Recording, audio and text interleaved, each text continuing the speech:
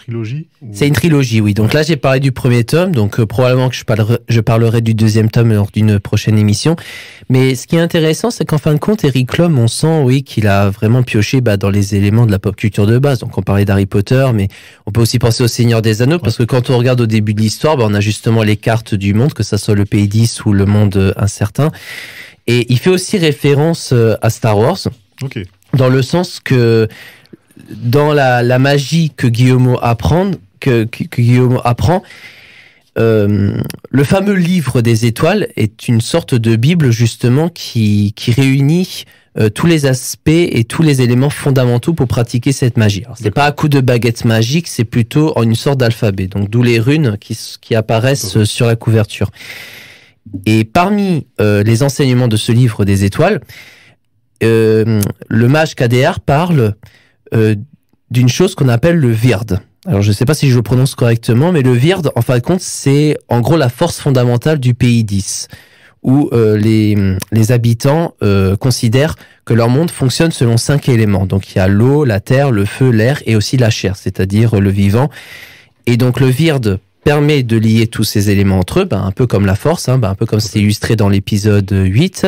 Et c'est en maîtrisant ce Wird que le sorcier parvient soit à se défendre contre ses adversaires, soit à se téléporter d'un endroit à l'autre, ou il peut même devenir clairvoyant au point d'interroger l'avenir. Donc ça permet d'avoir des capacités absolument considérables. Mais Guillemot va apprendre très vite que la maîtrise de ce Wird est nécessaire pour ne pas faire tout et n'importe quoi. Super, écoute, merci à toi Philippe pour la présentation de ce livre. Je vous propose qu'on revienne sur notre sujet, l'e-sport, juste après notre petit jingle.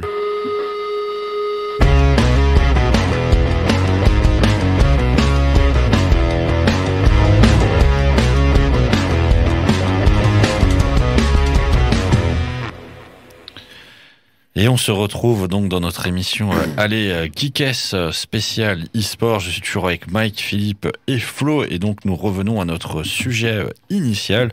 Alors dans notre première partie, on a un petit peu parlé de qu'est-ce que l'était l'e-sport. On a aussi parlé de l'e-sport en Alsace. On avait un petit peu commencé aussi à parler de l'e-sport en France. Donc, on va un petit peu continuer sur ce sujet. Donc, toi, Mike, qui est justement dans ce domaine, est-ce que tu as vu au niveau français vraiment le développement de l'e-sport? Alors, pour ceux qui nous écoutent, c'est vrai que normalement, il y a une année un peu particulière où l'e-sport, on va dire, a un petit peu pris une envolée. C'est 2016, puisque c'est l'année où, au niveau du ministère du numérique, ils ont commencé à mettre en place une loi justement spéciale au niveau de l'e-sport. Et c'est aussi l'année où une association qui s'appelle France e-sport a vu le jour, même si, évidemment, on a une autre association qui s'appelle la Fédération française de jeux vidéo qui existe depuis 2013. Et puis une autre association qui s'appelle la FAF, qui existe depuis 2019 ou 2020, je crois. Donc, qui sont les trois grosses fédérations, on va dire, d'e-sport en France. Mais donc, toi, Mike, comment est-ce que tu as perçu l'évolution de l'e-sport en France depuis, je sais pas moi, 2000, 2010? Honnêtement, c'est surtout les dernières années. Moi, je suis rentré dans l'e-sport il y a 3 ans à peu près. Avant, je suivais ça un peu de loin et je me posais aussi des questions. Mais les dernières années, on va dire les 5 dernières années, je trouve, même peut-être les 3 dernières années, ont été réellement une vraie évolution en France. En France, on commence à considérer un peu plus. On commence à considérer un peu plus l'e-sport, la preuve, puisque comme on l'a évoqué tout à l'heure, plusieurs clubs professionnels de sport commencent à avoir leurs équipes.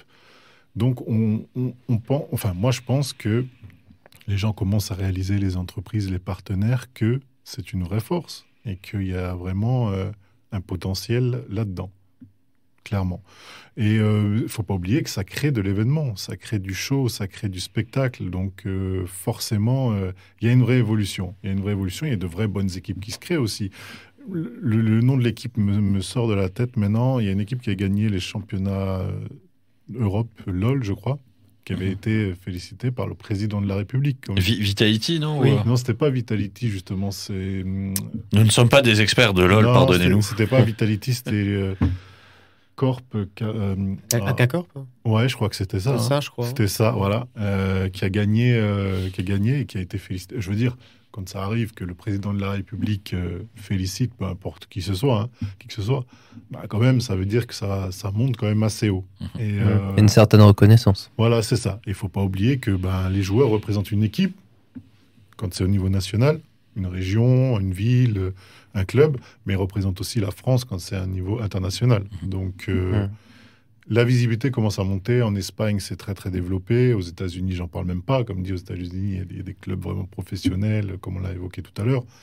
Donc, oui, c'est là, les dernières années, ça commence. Mais comme tu le disais, ce fantôme un peu du geek des années 90 nous collait encore à la peau. Et j'espère vraiment que là, j'ai l'impression que les gens commencent à réaliser que c'est autre chose. C'est autre chose.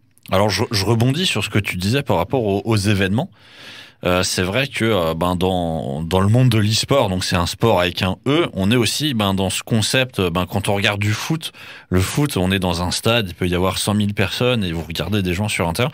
Dans le monde de l'e-sport, en fait, on se rend compte que on est un peu dans la même dynamique, puisqu'on peut se retrouver aussi, d'ailleurs, à jouer dans des stades, mais voilà, on est souvent dans des salles communales ou ce genre de choses, mais en tout cas, on voit de plus en plus aussi se développer justement les événements e-sport présentiels. Bon, avec le confinement, c'était un peu compliqué, mais justement, est-ce que toi, tu as eu l'occasion, tu parlais de Start to Play, mais est-ce que tu as eu l'occasion de peut-être voyager en France à travers ECS et de voir des événements? Honnêtement, j'en ai pas fait énormément. Comme dit, je suis directeur depuis cette année.